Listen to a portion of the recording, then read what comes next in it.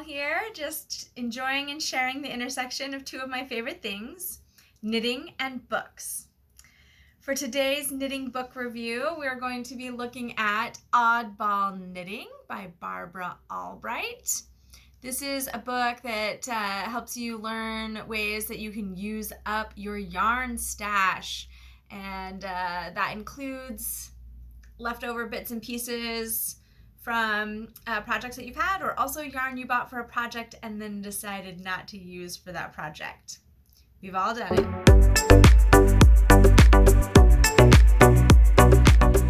The introduction to this book has lots of really great information in it. It's where some of my favorite quotes from this book came. It has some good tips and tricks.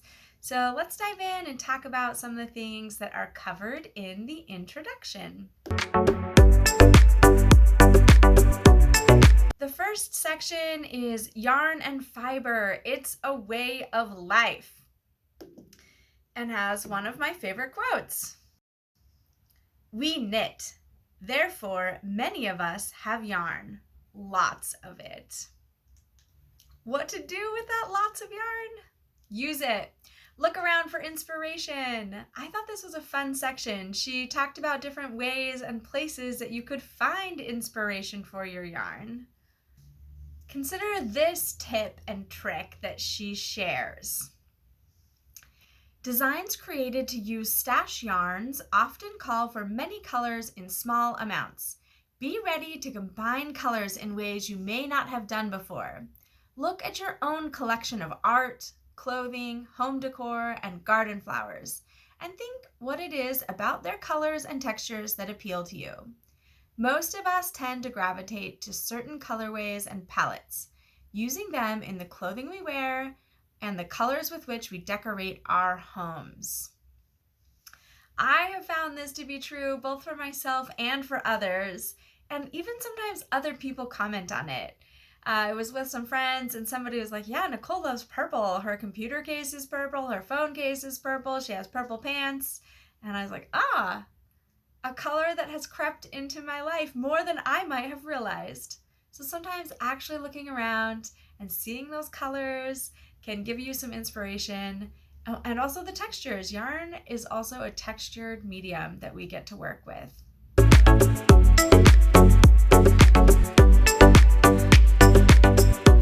The next sections in the introduction talk about storing your stash and, relatedly, keeping critters out of it. There is a 4-letter word that knitters are afraid of, as she talks about, M-O-T-H, the moth. So when you're storing your yarn, you want to try and do so in a place and in a way that's going to make it less likely for moths or any other critters to get into them.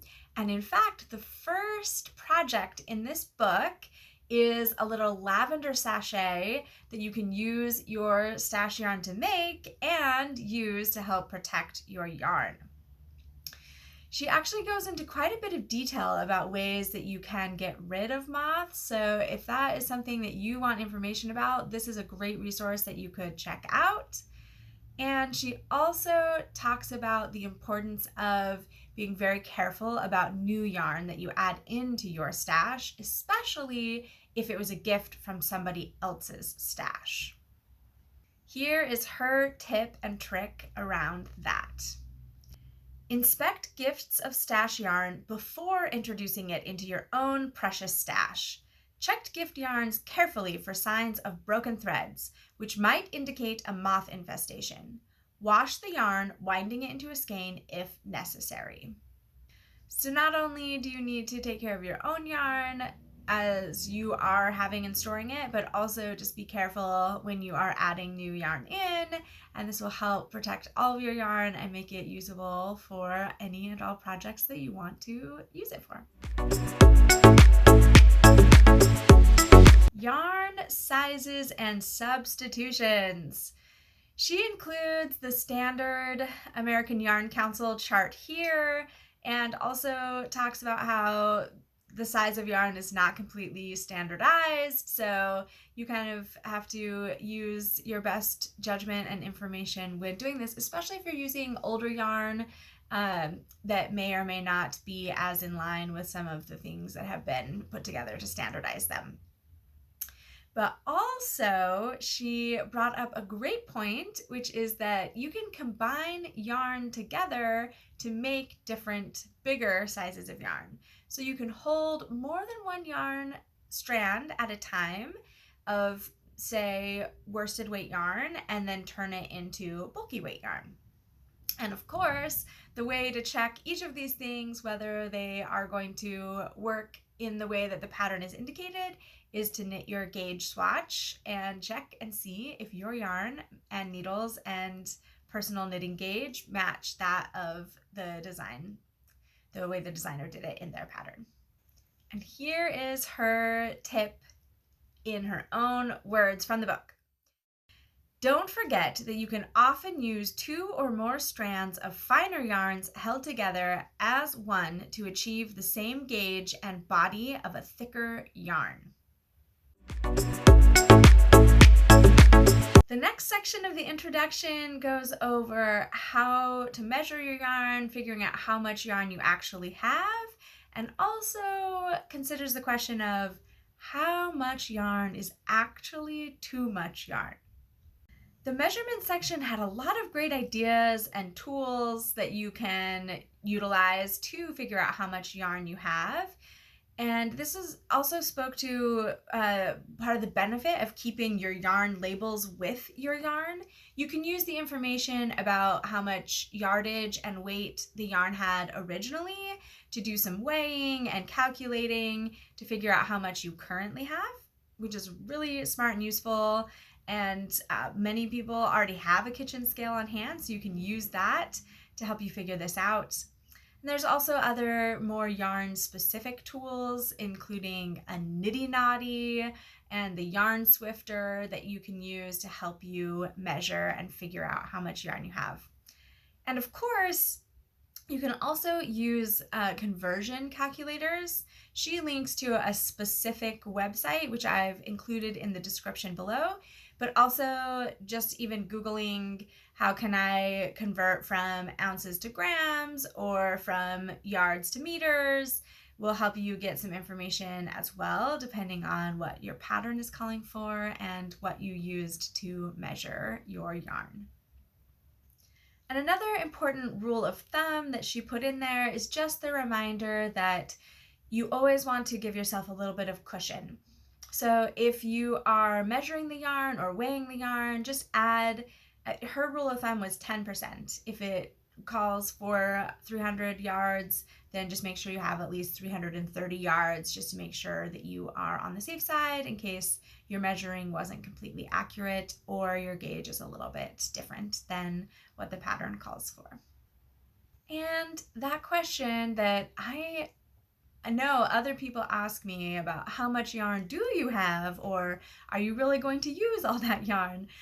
So that question of how much yarn is actually too much.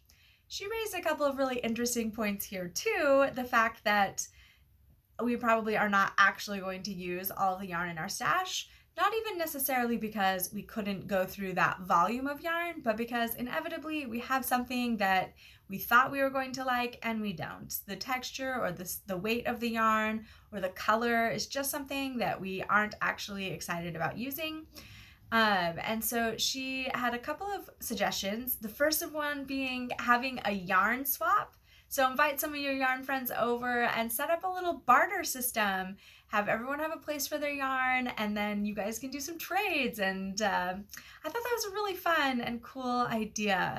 And if you don't want to, or it's not feasible to do some sort of yarn swap, there's also always the option of donating your yarn. And I know this happens with finished items. People will knit hats or scarves for the homeless or beanies for newborns, but you can also just donate the yarn to different places. There are sometimes schools or organizations that are doing some of those projects that will take them, or you can look at your local yarn council for opportunities to be able to donate yarn directly. In addition to all of the helpful information in the introduction, there's also little gems in the pattern section itself. She breaks the pattern section into 5 different parts and includes stash buster tips throughout them.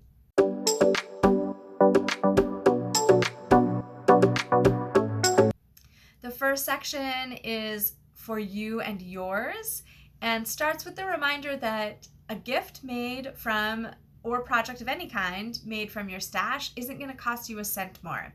All it takes is your time and reduces some of the yarn that's taking up space in your home. Another benefit of making a project specifically for a person is that you can think about them the whole time that you're making it. And she talks about how it can even be a bit of a meditative process where you think about them throughout the entire time of knitting that project, which makes the gift even more special and a great connection point for you and your recipients. The next section is for heads and toes.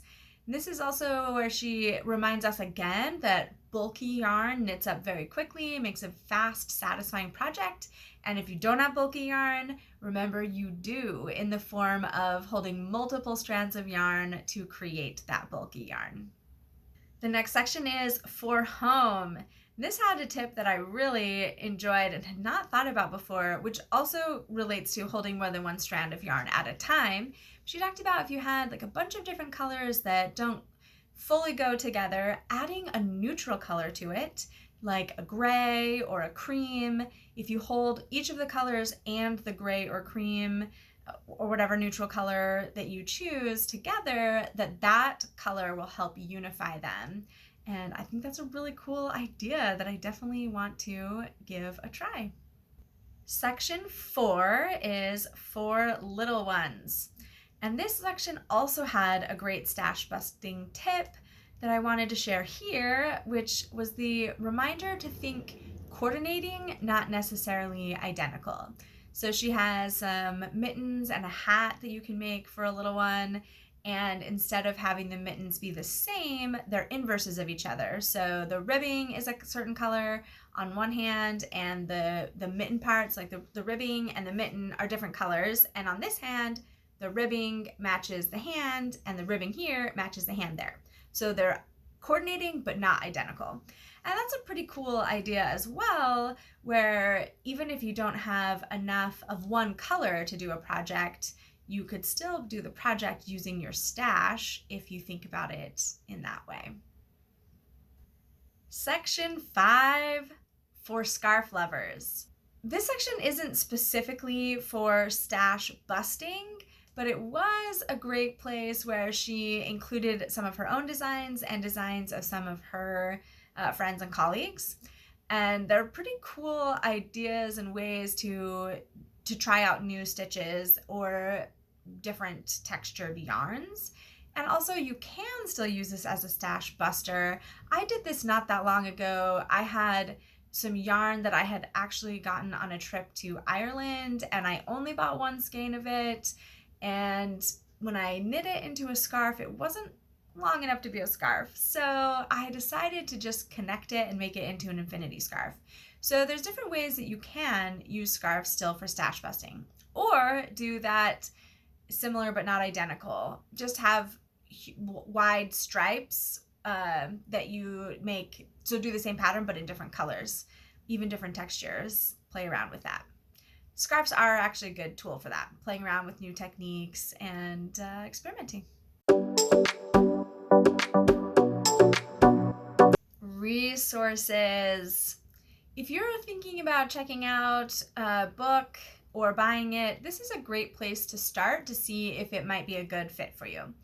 Look at the different techniques that they cover, the abbreviations they include, see how familiar they are, and also see how accessible their way of presenting the information is to you and your learning style. In this book, the first section in the resources is techniques. They go over both crochet and knitting techniques, also embroidery stitches, seaming, and finishing.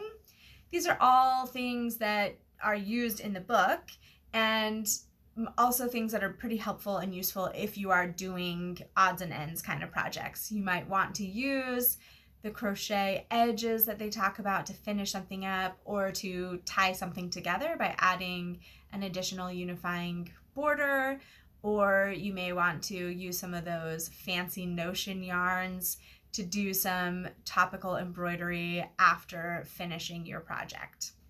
The abbreviations, they're included at the beginning of each of the patterns as well as at the end of the book. So you can look at the end of the book to get a scope of what's covered in the entire book, and you can look at individual patterns to see if you already have the skills and knowledge to do those specific projects. The last two resources in this book are a project index and a yarn index, and I really like them. I find them to be extremely useful.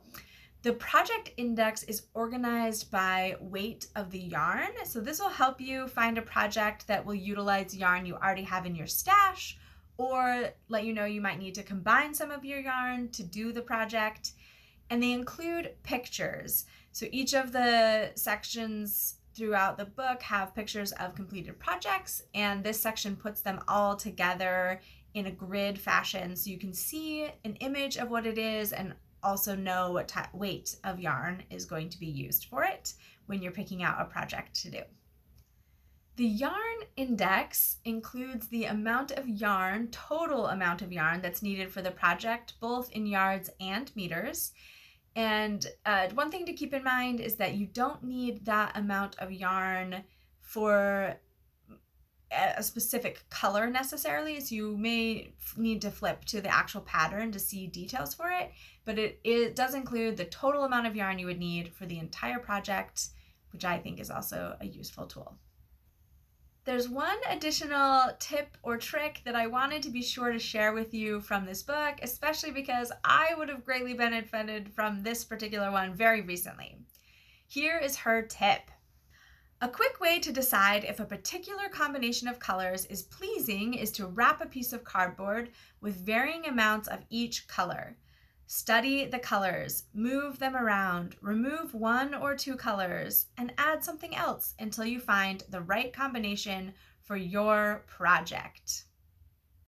I recently was picking colors for a pair of Nordic socks that I'm making that came from another book that I did a review of. If you want to see that book review, you can click on my link above.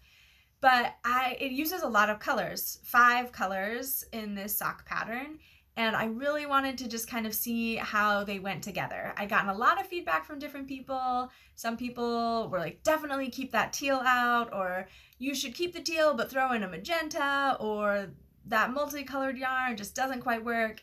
But I thought that I could make them work together. I liked how they kind of came together, plus it was a stash busting project where I wanted to use yarn that I already had.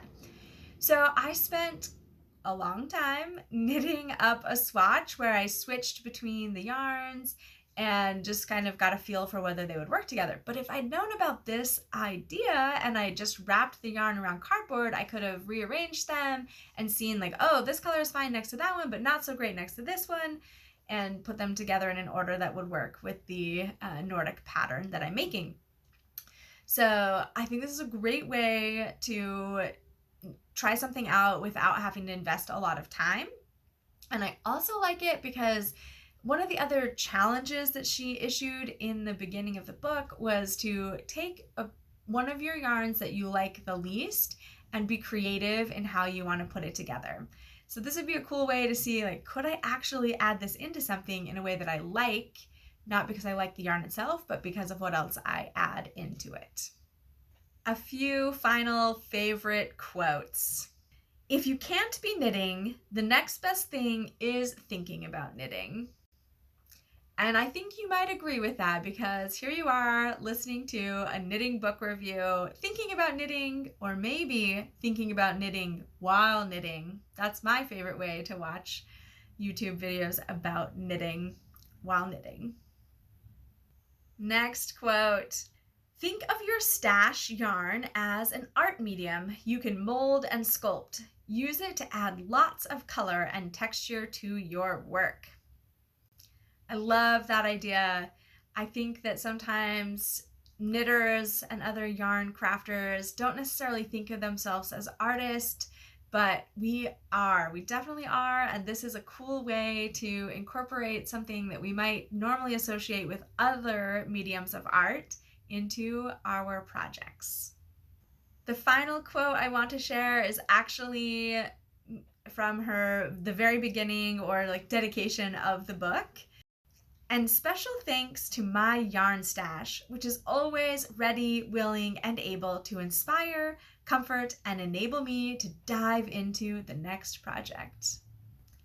I hope your yarn stash can do the same for you, and that this book and some of the ideas that came from it can really help you find a way to mold and sculpt and incorporate your stash yarn into a great new project.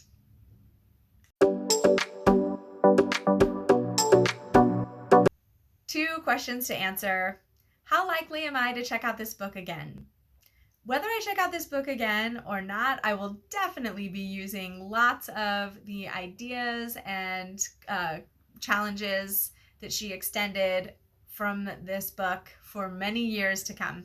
And I hope the same is for you. Even if you don't read the book, I hope something I said today shifts the way that you think about your yarn stash and projects that you are working on. Question number 2. Who would I recommend this book to? Anybody with a yarn stash. You're bound to find a project that you would enjoy doing, or at least some ideas for ways that you can use your stash that you hadn't thought of before, and reminders for how to keep it from becoming too much, if that's even possible. If you'd like to know more about our author, Barbara Albright, you can check out some of the details in the description below. You can also go check out other projects that people made from this book and other knitting books that she wrote on Ravelry, also linked in the description. I hope this book helps you think of new and fun ways to enjoy this relaxing hobby, and that you're able to find resources and tools that you can use to get that stash down before you build it up again. And as always, happy knitting.